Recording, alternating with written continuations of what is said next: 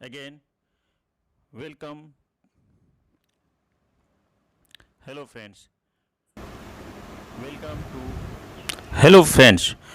Welcome to this Jharkhand career institute. बहुत बहुत स्वागत है इस झारखंड कैरियर इंस्टीट्यूट में। जय झारखंड, जय जोहार झारखंड, जोहार झारखंड। चलिए, मैंने बताया था कि इस उड़ान सार संग्रह, झारखंड सार संग्रह में हम जो रिवीजन कर रहे हैं ये फास्ट रिवीजन है। बहुत ही फास्ट, कम समय में इस बुक को हम रिवीजन कर सकते हैं। मैंने पहले बताया था कि इसमें किसी विशेष टॉपिक पे चर्चा नहीं किया जाएगा, बल्कि केवल हम स्टडी करेंगे आपके साथ, आपको बताएंगे कि आप फास्ट रिवीजन कैसे कर सकते हैं। यह जो हमारा रिवीजन चल रहा है ये वैसे छात्रों के लिए, वैसे कैंडिडेट्स के लिए काफ़ी कारगर साबित होगा जिनके पास समय का अभाव है, कम समय में वे अधिक से अधिक अचीव करना चाहते हैं। वैसे छात्र जो जेपीएससी, जीएसएससी या झारखंड के अन्य एग्ज़ाम की वो तैयारी कर रहे हैं, उनके लिए काफ़ी कारगर साबित होगा। वे कम समय में fast revision with fast target के साथ वो गेन करेंगे। तो चलिए, इस कड़ी में मैंने उड़ान का 5 चैप्टर, सार झारखंड सार संग्रह के 5 चैप्टर को हमने कंप्लीट किया। आज हम छठा चैप्टर को लेते हैं। इसमें जो छठे चैप्टर का जो टॉपिक है वो झारखंड में धार्मिक आंदोलन। दोस्तों, यहाँ पे लेंगे धार्मिक आंदोलन में सबसे पहले ये है बौद्ध तथा जैन धर्म का झारखंड राज्य पर गहरा प्रभाव परिलक्षित होता है। धार्मिक आंदोलन में है जैन धर्म और बौद्ध धर्म। जैन धर्म को देखेंगे, जैन ग्रंथों में भगवान महावीर के लोरे ए अदगा की यात्रा का संदर्भ है, जिसका मुंडारी में अर्थ होता है आंसुओं की नदी। इसके आगे चलते हैं हम लोग। पारसनाथ पहाड़ी का इम्पोर्टेंस। पारसनाथ पहाड़ी की ऊंचाई जो है ये 1365 मीटर है। फीट में देखेंगे तो 4478 फीट है। यह गिरिडीह जिला में अवस्थित है। यहाँ जैनियों के 23वें तीर्थंकर पार्श्वनाथ का निर्वाण 717 ईस्वी में हुआ था। ये पार्श्वनाथ की पहाड़ी पर निर्वाण प्राप्त करने वाले अंतिम तीर्थंकर थे। जैन धर्म के 24 तीर्थंकरों में से 20 तीर्थंकरों ने इस पहाड़ी पर निर्वाण प्राप्त किया है। उसके आगे बढ़ते हुए चलते हैं कि पारसनाथ में निर्वाण प्राप्त करने वाले जो 23 तीर्थंकर हैं वो कौन कौन से हैं। इसमें से 20 के बारे में हम जानेंगे यहाँ पर। पहला अजितनाथ, संभवनाथ, अभिनंदननाथ, सुमितनाथ, पदम प्रभु, सुपार्श्वनाथ, चंद्र प्रभु, शिवधीनाथ, शीतलनाथ, श्रेयांशनाथ, विमलनाथ, अनंतनाथ, धर्मनाथ, शांतिनाथ, कुंथुनाथ, अहरनाथ, मलिनाथ, मुनीश्वरनाथ, जिनिमीनाथ एंड पार्श्वनाथ। ये सबसे अंतिम थे। पार्श्वनाथ 23वें तीर्थंकर थे। फिर है यह पहाड़ जैन धर्मावलंबियों का प्रमुख तीर्थ स्थल है। इसे जैन धर्म का मक्का कहा जाता है।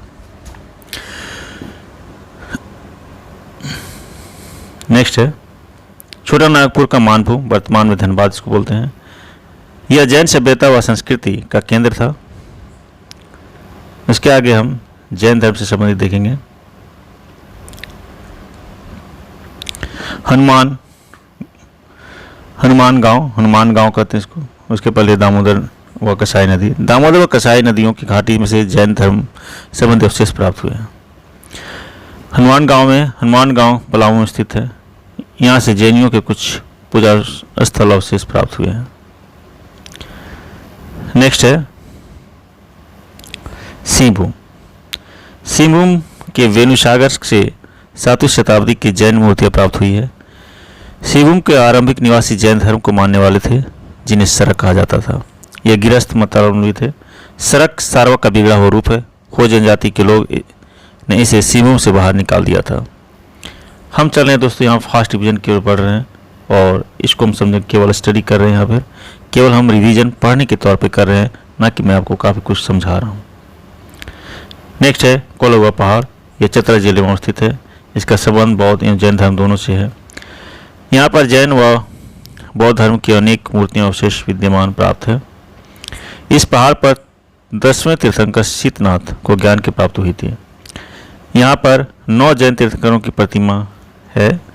इस पहाड़ के पत्थर पर एक पद चिन्ह है जिसे जैन धर्म के अनुयायी पार्श्वनाथ का पद चिन्ह मानते हैं। फिर इसी क्रम में हम लोग चलते हैं बौद्ध धर्म। बौद्ध धर्म जो है मूर्तिया गांव या पलामू में स्थित है। यहाँ से एक सिंह से शीर्ष वाला, यहाँ से एक सिंह शीर्ष मिला जो साक्ष्य स्तूप के द्वार पर उत्कीर्ण सिंह शीर्ष से मेल खाता है। फिर है नेक्स्ट करुआ गांव। करुआ गांव में यहाँ से बौद्ध स्तूप की प्राप्ति हुई है। फिर सूर्यकुंड, यह हजारीबाग जिला में अवस्थित है। यहाँ से बुद्ध प्रस्तर की मूर्ति मिली है। फिर बेलवादाग है, यह खूंटी जिला में अवस्थित है। यहाँ से बौद्ध बिहार के अवशेष प्राप्त हुए हैं। कटुंगा गांव, यह गुमला जिले में अवस्थित है। यहाँ से बुद्ध की एक प्रतिमा मिली है। नेक्स्ट है दोस्तों पटम्बा गांव, यह जमशेदपुर में अवस्थित है। यहाँ से बुद्ध की 2 प्रतिमाएं मिली है। फिर है दियापुर दालमी, यह धनबाद जिला में अवस्थित है। यहाँ से बौद्ध स्मारक प्राप्त हुए हैं। फिर बुद्धपुर में बुद्धेश्वर मंदिर की निर्मित है। यहाँ बौद्ध स्थल दामोदर नदी के किनारे अवस्थित है। इसके आगे हम लोग बढ़ते हैं गोलमारा। यहाँ से प्रस्तर की एक खंडित बुद्ध मूर्ति प्राप्त मिली है। ये फिर ईचागढ़ है, यह सरायकेला खरसावां जिला में स्थित है। यहाँ से तारा की मूर्ति मिली है जो एक बौद्ध देवी है। इस मूर्ति को राज्य संग्रहालय में रखा गया है। फिर सीतागढ़ पहाड़, यह हजारीबाग में स्थित है। यह हजारीबाग जिले में स्थित है। यहाँ से प्राप्त बौद्ध विहार का उल्लेख फायान द्वारा किया गया था। यहाँ से भगवान बुद्ध की 4 आकृतियाँ वाला एक स्तूप मिला है। अंत तथ्य में देखते हैं बंगाल पर पाल शासकों के शासन के दौरान झारखंड में बौद्ध धर्म की वज्रायन शाखा विकसित हुई थी। झारखंड में कुमारगुप्त के प्रवेश के उपरांत बौद्ध धर्म को प्रारंभ, यहाँ पे बौद्ध धर्म का ह्रास शुरू हो गया था। अब हम लोग देखें प्राचीन काल में झारखंड की क्या स्थिति रही है। उसमें से देखेंगे प्राचीन काल में अलग अलग समय में। प्राचीन काल में यहाँ लेते हैं मौर्य काल, मौर्योत्तर काल, गुप्त काल और गुप्तोत्तर काल। हम सबसे पहले मौर्य काल की बात करेंगे। यहाँ पर मौर्य काल है मगध से दक्षिण भारत की ओर जाने वाला व्यापारिक मार्ग खंड से होकर जाता था। अतः मौर्य काल झारखंड का अपना राजनीतिक, आर्थिक और सामाजिक महत्व था। कौटिल्य के अर्थशास्त्र में इस क्षेत्र को कुकट या कुकुट देश के नाम से इंगित किया गया है। यहाँ पर ये भी काफ़ी इंपॉर्टेंट है दोस्तों। यहाँ पर उसके बाद है कौटिल्य के अनुसार कुकुट देश में गणतंत्र शासन प्रणाली स्थापित थी। कौटिल्य के अर्थशास्त्र के अनुसार चंद्रगुप्त मौर्य ने आटविक नामक एक पदाधिकारी को नियुक्त की, जिसका उद्देश्य जनजातियों का नियंत्रण, मगध साम्राज्य हेतु इनका उपयोग तथा शत्रुओं से इनके गठबंधन रोकना था। इंद्रवाहक नदियों की चर्चा करते हुए कौटिल्य ने लिखा है कि इंद्रवाहक की नदियों से हीरे प्राप्त किए जाते थे। इंद्रवाहक संभवतः ईव और शंख नदियों का इलाका था। चंद्रगुप्त मौर्य के शासन में सेना का प्रयोग हेतु झारखंड से हाथी मंगाया जाता था। उसके आगे हम लोग बढ़ते हैं अशोक के मौर्य काल में अशोक को देखते हैं। यहाँ पर है अशोक के 13वें शिलालेख में समीवर्ती राज्यों की सूची मिलती है, जिसमें से एक आटव प्रदेश वैज्ञानिक खंड से उड़ीसा के समुद्र तट पर विस्तृत भी था और झारखंड क्षेत्र पर इस प्रदेश में शामिल था। अशोक का झारखंड की जनजातियों पर अप्रत्यक्ष नियंत्रण था। अशोक के पृथक कलिंग शिलालेख 2 में द्वितीय में वर्णित है कि इस क्षेत्र की अविजित जनजातियों को मेरे आचरण को पालन करना चाहिए ताकि वे लोग व परलोक प्राप्त कर सके। अशोक ने झारखंड में बौद्ध धर्म के प्रचार हेतु रक्षित नामक अधिकारी भेजा था। यहाँ पर एक इम्पोर्टेंट सबसे है कि ये रक्षित नामक जो है झारखंड को भेजा था बौद्ध धर्म को प्रचार करने के लिए। इसके आगे बढ़ते हैं मौर्योत्तर काल। मौर्य काल के बाद जो है मौर्योत्तर काल आता है। यहाँ पर देखेंगे हम लोग मौर्योत्तर काल में विदेशी आक्रमणकारियों ने भारत में अपने अपने राज्य स्थापित किए। इसके अलावा भारत का विदेशों से व्यापारिक संबंध स्थापित हुआ, जिसके प्रभाव झारखंड में भी दिखाई पड़ता है। उसके बाद सिंहू क्षेत्र।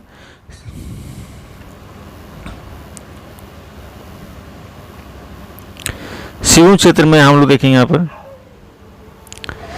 सिंहभूम में रोमन साम्राज्य के सिंहभूम से जो है रोमन साम्राज्य के सिक्के प्राप्त हुए, ये क्वेश्चन पूछा गया स्टार लगा हुआ, जिससे झारखंड के वैदेशिक संबंधों की पुष्टि होती है। फिर नेक्स्ट है चाईबासा। चाईबासा से इंडो सीथियन सिक्के प्राप्त हुए, यह भी इंपॉर्टेंट है। नेक्स्ट है रांची। रांची से कुशाल कालीन सिक्के प्राप्त हुए हैं, जिससे अज्ञात होता है कि यह क्षेत्र कनिष्क के प्रभाव में था। ये भी क्वेश्चन पूछा गया है कि ये जो कुशाल कालीन कनिष्क के समय में प्राप्त हुआ है। उसके बाद आता है मौर्योत्तर के बाद गुप्त काल। गुप्त काल में हम लोग देखते हैं, गुप्त काल में अभूतपूर्व सांस्कृतिक विकास हुआ, अतः इस काल को भारतीय इतिहास का स्वर्ण युग कहा जाता है। हजारीबाग के मधुई पहाड़ से गुप्तकालीन पत्थरों को काट कर निर्मित मंदिर बनाए प्राप्त हुए हैं। झारखंड में मुंडा, पाहन, महतो तथा भंडारी प्रथा गुप्त काल की ही देन माना जाता है। उसके बाद समुद्रगुप्त। गुप्त वंश का सर्वाधिक महत्वपूर्ण शासक समुद्रगुप्त था, इसे भारत का नेपोलियन भी कहा जाता है। उसके बाद है इसके विजयों को वर्णन प्रयाग प्रशस्ति, इलाहाबाद प्रशस्ति में मिलता है। इसका प्रशस्ति के लेखक हरिसेन है। इन विजयों में से एक आठवीं विजय भी था। झारखंड प्रदेश इसी आठवीं प्रदेश का हिस्सा था। इससे स्पष्ट होता है कि समुद्रगुप्त के शासनकाल में झारखंड क्षेत्र उसके अधीन था। समुद्रगुप्त के पुनर्वर्धन को अपने राज्य में मिला लिया था, इसे झारखंड का विस्तृत क्षेत्र शामिल था। समुद्रगुप्त के शासनकाल में छोटा नागपुर को मुरुण देश कहा गया। समुद्रगुप्त के प्रवेश के पश्चात झारखंड क्षेत्र में बौद्ध धर्म के पतन प्रारंभ हो गया। चंद्रगुप्त द्वितीय विक्रमादित्य से कहा जाता है। चंद्रगुप्त द्वितीय का प्रभाव झारखंड प्रदेश में भी था। इसके काल में चीनी यात्री फायान 405 ईस्वी में भारत आया था, जिससे झारखंड क्षेत्र को कुकुटलाड़ कहा गया। इस क्षेत्र को कुकुटलाड़ कहा गया था। उसके बाद है गुप्तकालीन पुरातात्विक अवशेष कहाँ से क्या मिलते हैं, तो हम यहाँ पर देखेंगे मधुई पहाड़ जो हजारीबाग जिला में है। यहाँ पत्थरों को काट कर बनाए गए 4 मंदिर।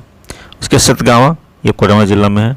ये मंदिर का अवशेष उत्तर गुप्त काल से संबंधित है। उसके पिठोरिया ये रांची में पहाड़ी पर स्थित कुआं है। फिर है गुप्तोत्तर काल। यहाँ पर शशांक इस काल का एक प्रतापी शासक था गुप्तोत्तर काल में।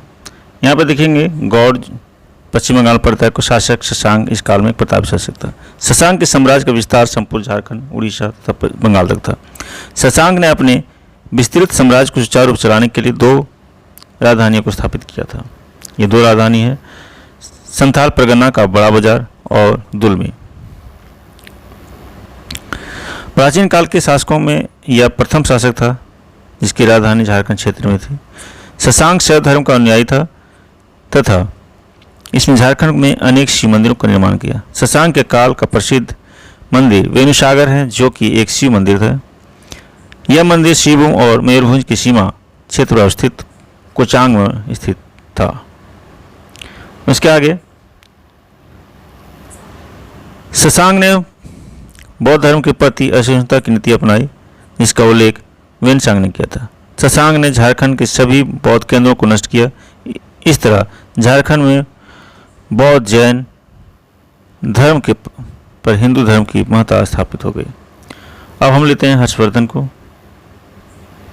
हर्षवर्धन जो है वर्धन वंश का सर्वाधिक शक्तिशाली शासक हर्षवर्धन था। इसके साम्राज्य में कांजंगल राजमहल का कुछ भाग शामिल था। एक कांजंगल किसका नाम है, यह राजमहल को बोला जाता है। कांजंगल राजमहल में ही हर्षवर्धन वेनसांग से मिला। वेनसांग ने अपनी यात्रा वृत्तांत में राजमहल की भी चर्चा की है। अन्य तथ्य में लेते हैं यहाँ पे हर्यक वंश का शासक बिंबिसार झारखंड क्षेत्र में बौद्ध धर्म का प्रचार करना चाहता था। नंद वंश के समय झारखंड मगध साम्राज्य का हिस्सा था। नंद वंश की सेना में झारखंड से हाथी की आपूर्ति की जाती थी। इस सेना में जनजातीय लोग भी शामिल थे। झारखंड में दामोदर नदी के उद्गम स्थल तक मगध की सीमा का विस्तार माना जाता है। झारखंड के पलामू में चंद्रगुप्त प्रथम द्वारा निर्मित मंदिर का अवशेष प्राप्त हुए हैं। नेक्स्ट है कनौज के राजा यशोवर्मन ने कि विजय अभियान के दौरान मगध के राजा जीवगुप्त तृतीय से झारखंड ली थी। 13वीं सदी में उड़ीसा के राजा जयसिंह ने स्वयं को झारखंड का शासक घोषित किया था। ये क्वेश्चन भी पूछा गया है।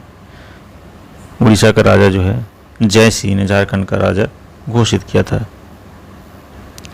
अब है नेक्स्ट है मध्यकाल में झारखंड की क्या स्थिति थी। मध्यकाल में हम लोग दो पार्ट को देखते हैं यहाँ पर, पूर्व मध्यकाल और उत्तर मध्यकाल। पूर्व मध्यकाल में लेंगे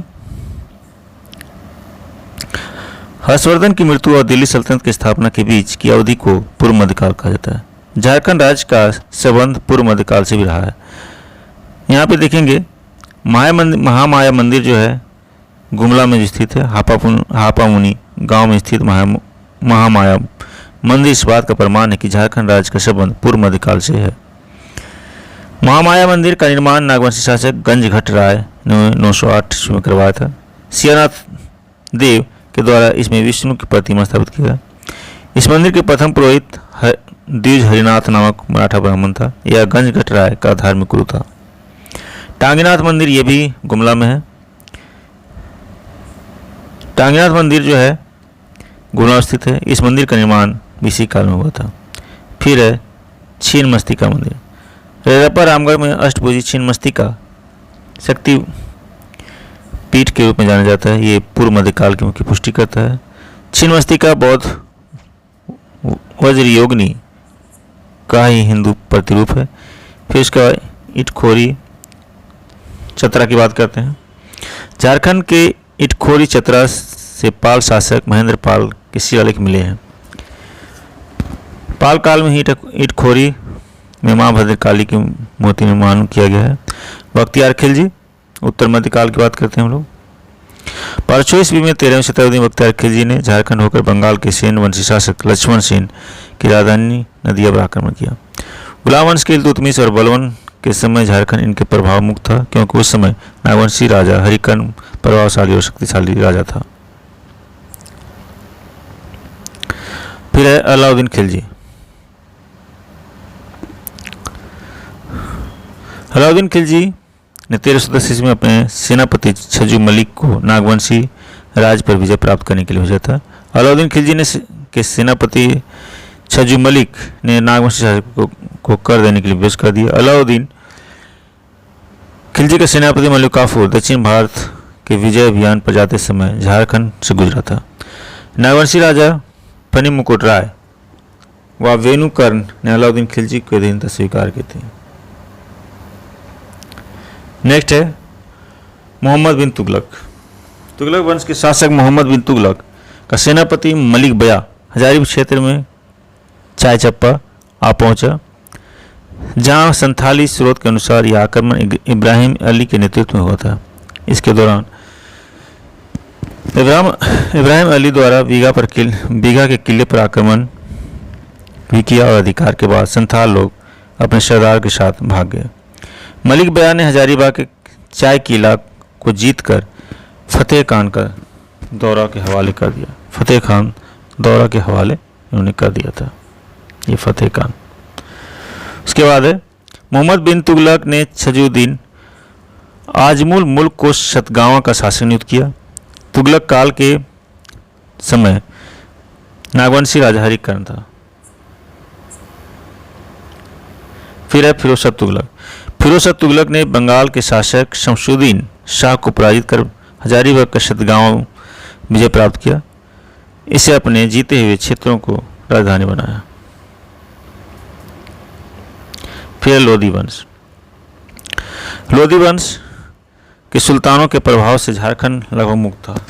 इस काल में छोटा नागपुर पर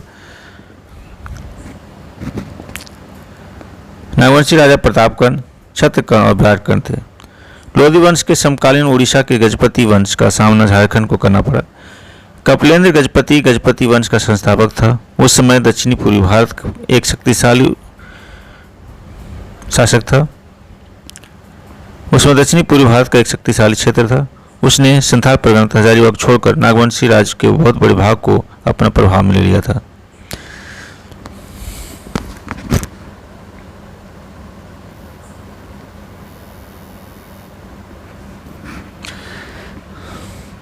फिर 1494 ईस्वी में सिकंदर लोधी के भय से जौनपुर के शासक हुसैन शाह सरकी ने झारखंड के साहिबगंज में शरण ली थी। फिर है आदिल शाह द्वितीय। खानदेश के शक्तिशाली शासक आदिल शाह द्वितीय, जिसको आदिल खान द्वितीय ने अपने सैन्य दल को झारखंड भेजा था, अतः उसने झारखंडी सुल्तान के रूप में जाना जाता है। आदिल शाह द्वितीय बहुत इंपॉर्टेंट क्वेश्चन है ये। फिर है शेरशाह। शेरशाह ने मुगलों के विरुद्ध संघर्ष के अपने विभिन्न अभियानों में झारखंड क्षेत्र का प्रयोग किया था। 1534 से लेकर के 37 ईस्वी के बीच में अपने बंगाल अभियान के दौरान शेरशाह झारखंड से होकर गुजरा था। इस अभियान के दौरान शेरशाह के पुत्र जलाल खान ने तेलियागढ़ी राजमहल क्षेत्र का नाकाबंदी किए थे। तेलियागढ़ी।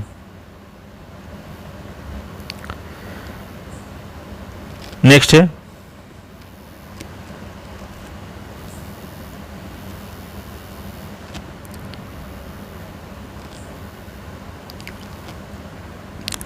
शेरशाह बंगाल अभियान के बाद मुगलों का चकमा देकर राजमहल झारखंड के रास्ते रोहतासगढ़ पहुंचा था तथा 1538 ईस्वी में रोहतासगढ़ के किले पर अधिकार प्राप्त कर लिया। शेरशाह के शासन में झारखंड का शाही सिक्कों का प्रचलन तेज हुआ। झारखंड में मुस्लिमों के प्रवेश का मार्ग प्रशस्त करने का श्रेय शेरशाह को जाता है।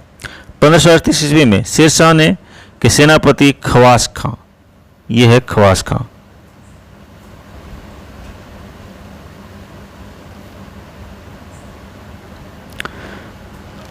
खवास खां ने दरिया के साथ मिलकर चेरो महाराज चेरो को परास्त कर श्याम सुंदर नामक एक हाथी को प्राप्त किया।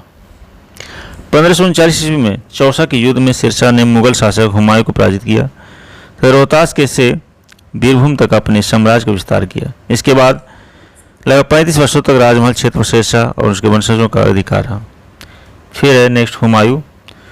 हुमायूं क्या था? मुगल अफगान संघर्ष 1530-40 ईस्वी के दौरान एक बार हुमायूं भूरकोंडा हजारीबाग तक पहुंच गया था। अब आता है अकबर। झारखंड के संदर्भ में अकबर के शासनकाल दो भागों में विभक्त किया। झारखंड का पूर्वार्ध 1556 से 76 और शासन का उत्तरार्ध 1576 से 605। अकबर ने अपने शासन के पूर्वार्ध में झारखंड क्षेत्र में सक्रिय अफगानों पर विजय प्राप्त किया तथा उत्तरार्ध में क्षेत्रीय राजवंशों पर शासन प्राप्त किया। अकबर के शासन का पूर्वार्ध जो रहा है अफगानों पर विजय।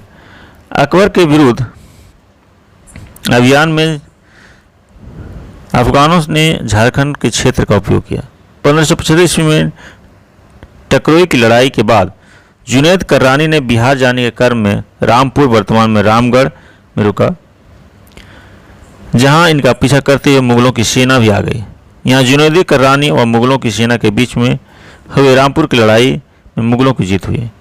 अकबर के शासन का उत्तरार्ध क्षेत्रीय राजवंशों पर शासन।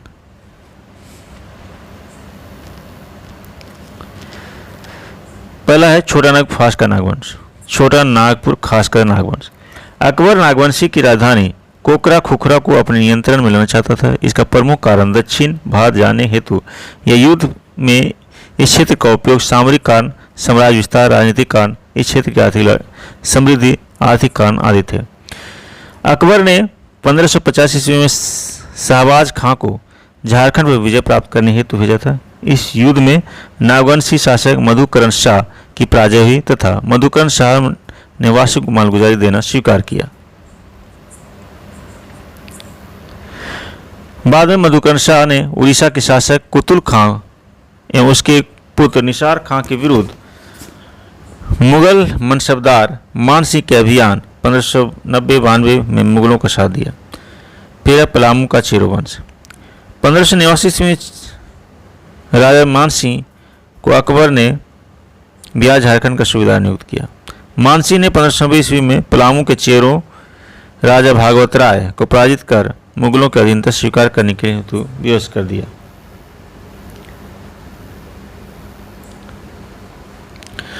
पलामू में मुगलों की सेना नियुक्त करके भागवत राय को राजा बने रहने दिया।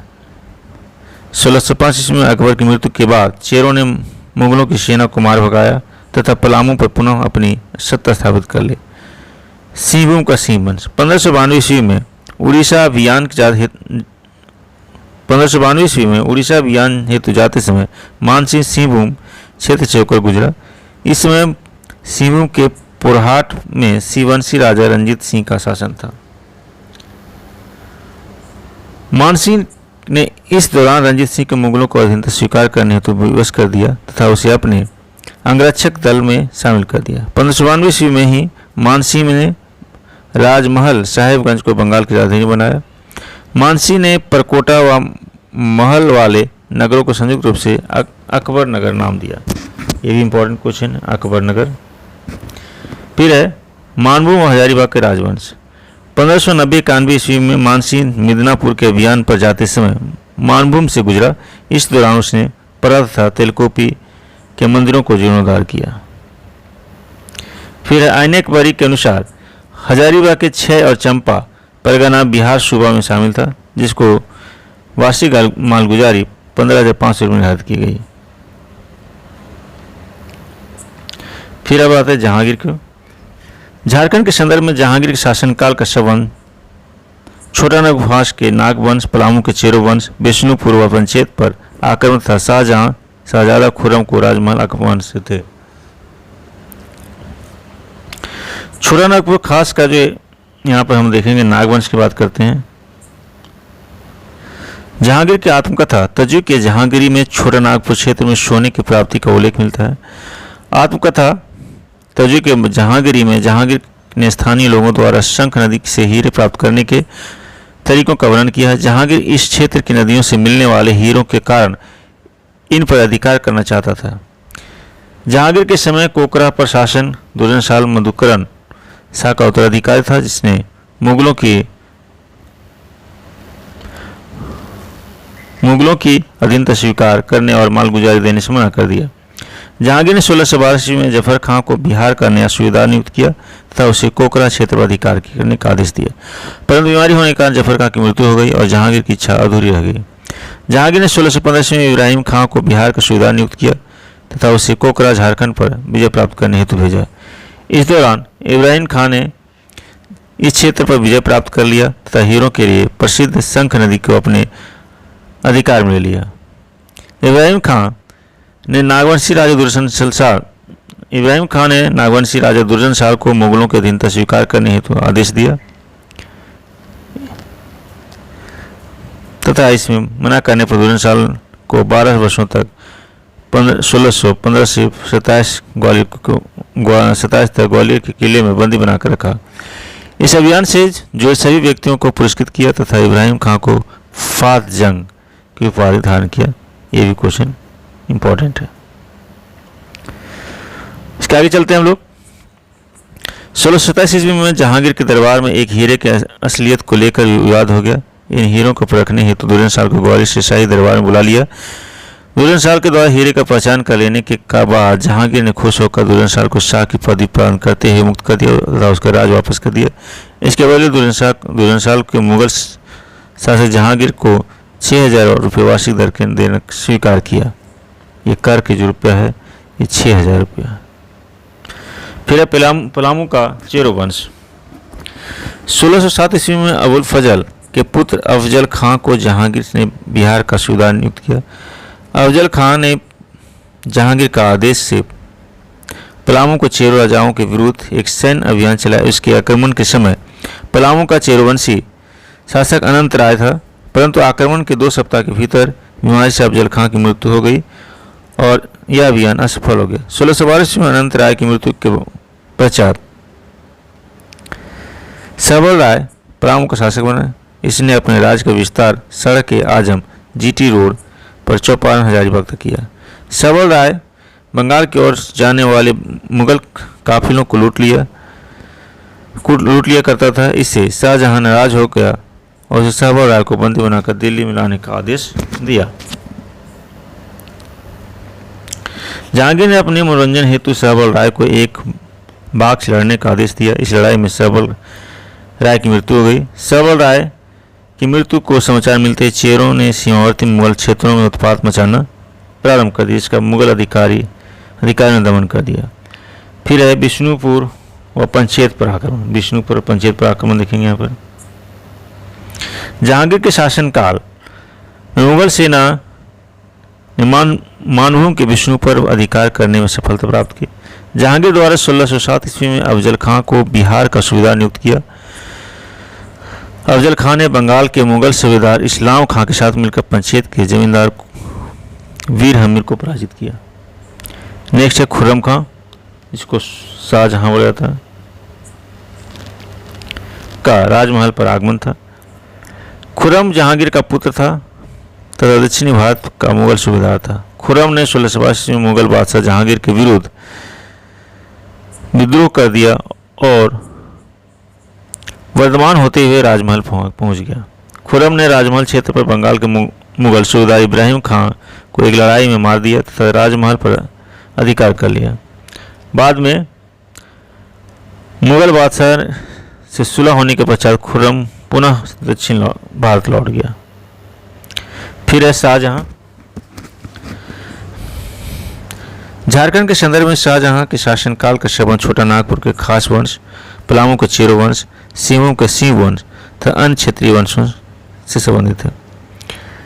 छोटा नागपुर खास का नागवंश जहांगीर की बंदी से मुक्त होकर दुर्जन साल 1627 ईस्वी में अपनी राजधानी कोकरा आया और 1640 ईस्वी तक जहां शासन किया।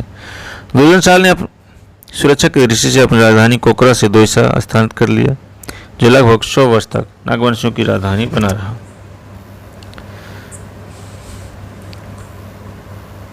फिर है दुर्जन साल ने दोयसा में अनेक सुंदर भवनों का निर्माण करवाया, जिस पर मुगल स्थापत्य कला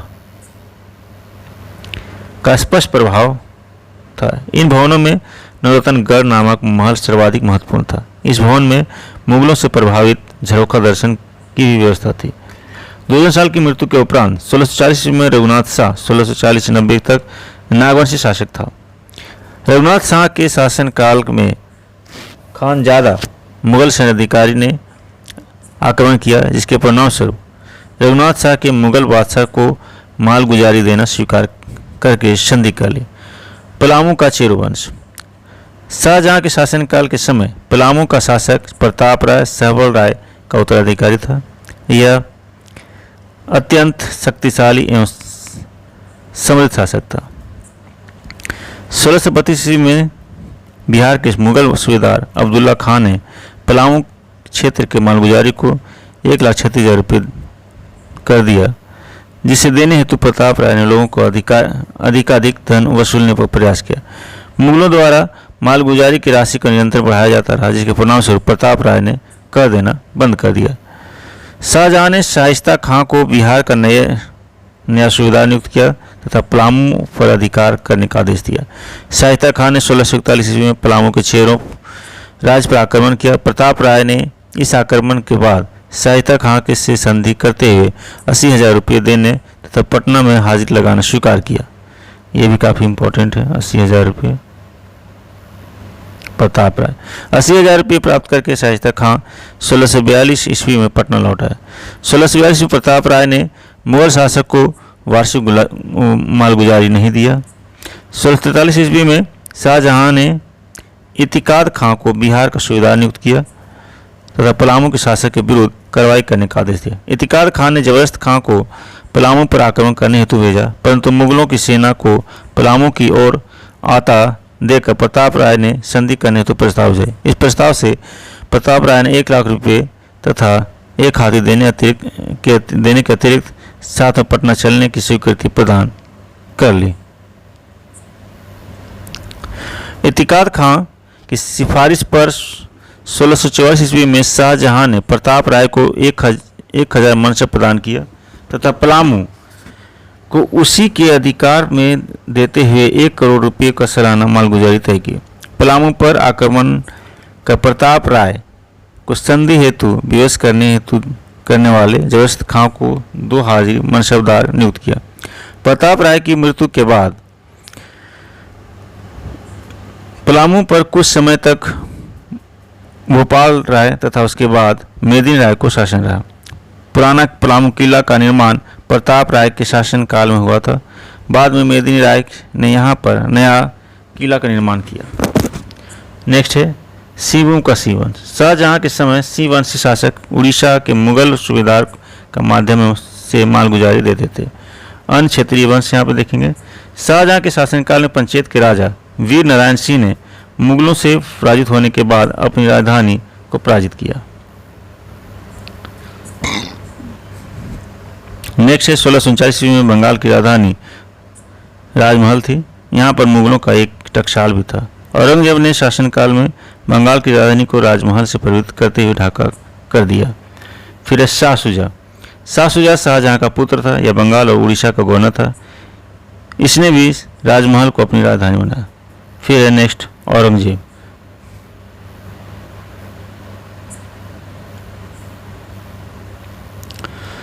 औरंगजेब झारखंड के संदर्भ में औरंगजेब के शासनकाल का संबंध छोटा नागपुर के खास वंश, पलामू के चेरो वंश और शिवभूम के शिव वंश तथा अन्य क्षेत्रीय वंश राजवंशों से है। छोटा नागपुर खास का नागवंश।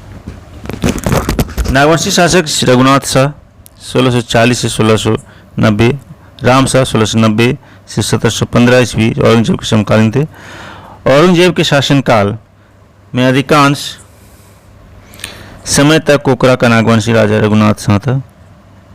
रघुनाथ शाह का धर्मगुरु ब्रह्मचारी हरिनाथ था। रघुनाथ शाह अत्यंत धार्मिक प्रवृत्ति और दानी स्वभाव का था।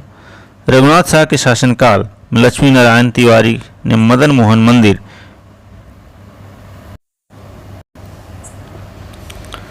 रघुनाथ शाह अत्यंत धार्मिक प्रवृत्ति और दानी स्वभाव का था। रघुनाथ शाह के शासनकाल में लक्ष्मी नारायण तिवारी ने मदन मोहन मंदिर बड़े रांची का निर्माण करवाया। ये मदन मोहन मंदिर बड़े रांची में। रघुनाथ शाह के शासनकाल में हरि ब्रह्मचारी ने रांची चुटिया नामक स्थान पर राम सीता मंदिर का निर्माण करवाया। इसके बाद फ्रांसीसी यात्री टेरनियर के अनुसार रघुनाथ शाह के राज्य पर केवल एक बार ही मुगल आक्रमण हुआ, जिससे रघुनाथ शाह को अधिक क्षति नहीं हुई। औरंगजेब के शासनकाल में पलामू के चेरवंशी राजा मेदिनी राय ने रघुनाथ शाह की राजधानी दोयसा पर आक्रमण कर व्यापक लूटपाट किया था। इस लूटपाट में मेदिनी राय को पत्थर का एक विशाल फाटक प्राप्त हुआ। मेदिनी राय ने पलामू के पुराने किले के समीप एक पहाड़ का नया किला का निर्माण करवाया तथा इसने दोयसा से प्राप्त पत्थर को विशाल फाटक लगवाया। इस फाटक को नागपुर का दरवाजा कहा जाता है। ये भी इम्पोर्टेंट क्वेश्चन है। रघुनाथ शाह के बाद राम शाह नागवंश का शासक बने, जिसका मुगल काल में समय मुगल बादशाह औरंगजेब के साथ सौहार्दपूर्ण संबंध था। 1692 ईस्वी में राम शाह ने औरंगजेब को 9,705 रुपये मालगुजारी के रूप में प्रदान किया। राम शाह ने पलामू, रीवा एवं सिंहभूम के क्षेत्र पर आक्रमण किया। इसने रीवा और सिंहभूम के साथ वैवाहिक संबंध स्थापित किया। राम शाह ने अपने पुत्र एनी शाह का विवाह नरेश की पुत्री से किया और अपनी दो बहनों का विवाह सिंहभूम के राजा जगन्नाथ सिंह के साथ किया। पलामू का चेरो वंश। औरंगजेब के शासनकाल में प्रारंभिक काल में पलामू में चेरो राजा मेदिनी राय का शासन था।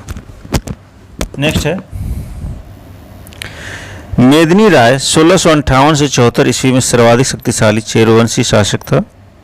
मेदिनी राय ने मुगलों की अधीनता स्वीकार करने तथा उन्हें कर देने से मना कर दिया। इसके साथ वह सीमावर्ती मुगलों राज्यों पर आक्रमण कर लूटपाट भी करता था। यह था मेदिनी राय। नेक्स्ट है औरंगजेब ने अपने सूबेदार दाऊद खां को 1660 ईस्वी में पलामू पर आक्रमण करने तथा मेदिनी राय के से कर वसूलने हेतु भेजा। 23 अप्रैल 1660 ईस्वी को दाऊद खां पटना से चला तथा सबसे पहले दाऊद खां ने 5 मई 1660 ईस्वी को कोठी के किले तथा इसके बाद 3 जून 1660 को कोंडा का किले का अधिकार कर लिया। कुंडा के शासक चुन राय ने पराजित होने के बाद इस्लाम धर्म स्वीकार कर लिया। ये कुंडा का शासक था चुन राय। इससे नाराज होकर के मेदिनी राय के कहने पर सुरवर राय चुन राय के भाई ने चुन राय की हत्या कर दी। 25 अक्टूबर 1660 ईस्वी को दाऊद खां चेरो राज की राजधानी की ओर आक्रमण हेतु बढ़ा और 3 नवंबर 1660 ईस्वी को तरहसी पहुंचा। मेदिनी राय ने अपने मंत्री सूरत सिंह के माध्यम से तरहसी पहुंचे दाऊद खां को संधि का प्रस्ताव भेजा।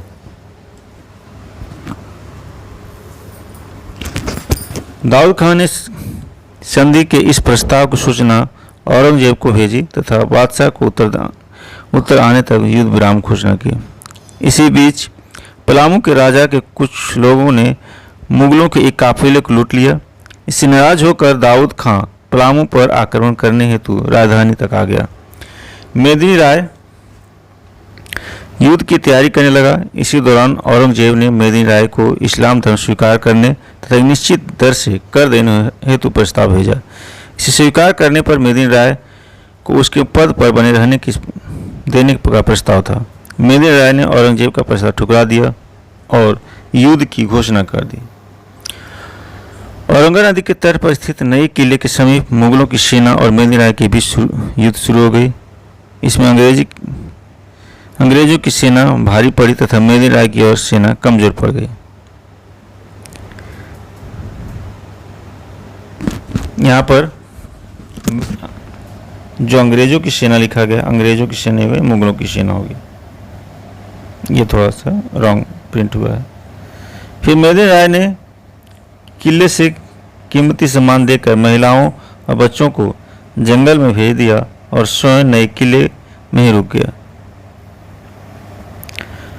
मुगल सेना द्वारा नए किले पर आक्रमण करने के बाद मेदिनी राय भी जंगल की ओर भाग गए। बाद में मेदिनी राय ने सुरगुजा में शरण ली। इस प्रकार पुराने और नए किले से चेरो राज्य पर मुगलों ने अधिकार कर लिया। कुछ समय बाद साहसी चेरो ने पुनः देवगन के किले पर के पास मुगलों से युद्ध किया, परंतु दाऊद खां के एक सेनापति सफ़ी ने उन्हें पराजित कर दी। इस किले पर भी कब्जा कर लिया। दाऊद खां ने पलामू पर विजय प्राप्त करने के बाद यहाँ प्रशासनिक व्यवस्था स्थापित करके मनकली खां को यहाँ का फौजदार नियुक्त किया तथा स्वयं पटना लौट गया। दाऊद खां ने पलामू विजय स्मृति में पलामू किला में एक मस्जिद का निर्माण करवाया। यहाँ पर है एक मस्जिद का निर्माण करवाया इन्होंने। दाऊद खां पटना लौटते समय पलामू किले का सिंह द्वार साथ ले गया और उसे दाऊद नगर को अपनी राजधानी में लगवा दिया। इस अभियान की सफलता से खुश होकर मुगल बादशाह औरंगजेब ने दाऊद खां को पुरस्कार के रूप में 50,000 रुपये की मोतियों की माला दी और औरंगाबाद स्थित अमछा, मानोस तथा गो नामक स्थान उसके अधीन कर लिया। 22 अगस्त 1986 ईस्वी को पलामू को बिहार के सूबेदार के अधीन करते हुए मनकली खां को स्थानांतरित कर दिया। मनकली खां के जाने के बाद मेदिनी राय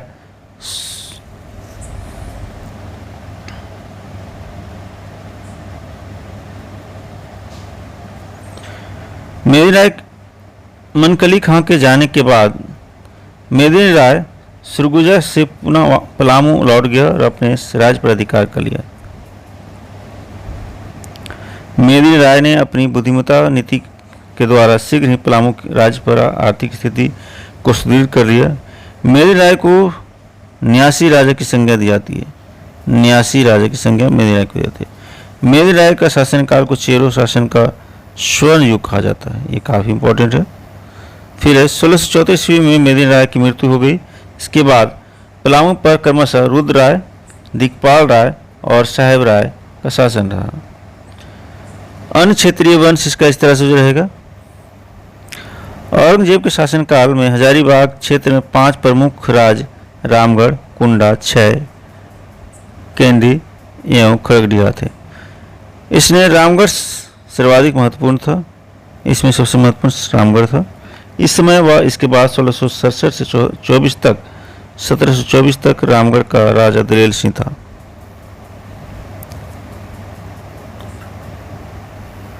1670 ईस्वी में दलेल सिंह ने अपनी राजधानी को बादम से हटाकर रामगढ़ में स्थापित किया। यहाँ बादम हटा दिया, रामगढ़ था, क्योंकि बादम मुस्लिम आक्रमणकारी के मार्ग के बीच में स्थित था। दलेल सिंह ने चाय के शासक मगर खान को पराजित कर उसकी हत्या की। चाय यहाँ चाय के शासक हुआ, यहाँ पर जो आप चाय नहीं होगा, ये होगा